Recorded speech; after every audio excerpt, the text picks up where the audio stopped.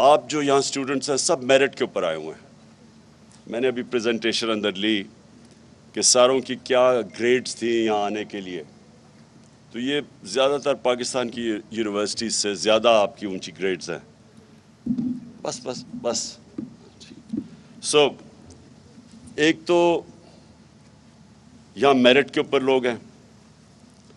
दूसरी चीज़ कि आपको इंशाल्लाह वो एजुकेशन मिल रहा है जो मैंने अभी फिगर्स देखी हैं कि कंप्यूटर साइंसेस में 90% जैसी ग्रेजुएट करते हैं उनको नौकरियां मिल जाती हैं. 90%. और ऑल एंड ऑल 85%, 85% ग्रेजुएट्स को नौकरियां मिल जाती हैं.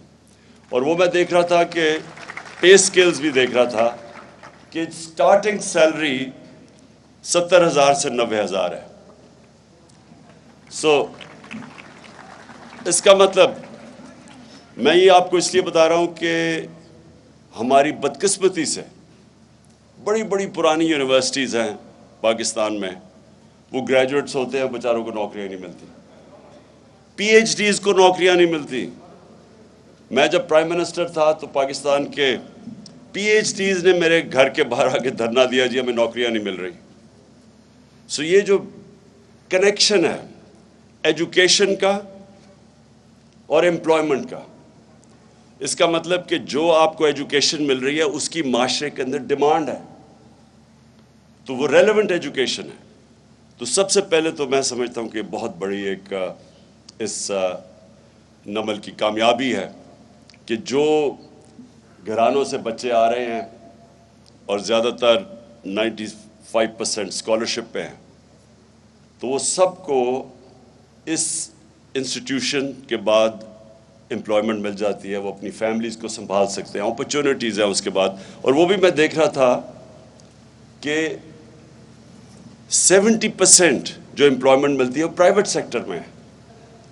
70% प्राइवेट सेक्टर में. प्राइवेट सेक्टर का मतलब ये है कि आप compete कर रहे हैं बाकी लोगों से. गवर्नमेंट सेक्टर के अंदर कंपटीशन नहीं होती, प्राइवेट सेक्टर में आप compete कर रहे हैं.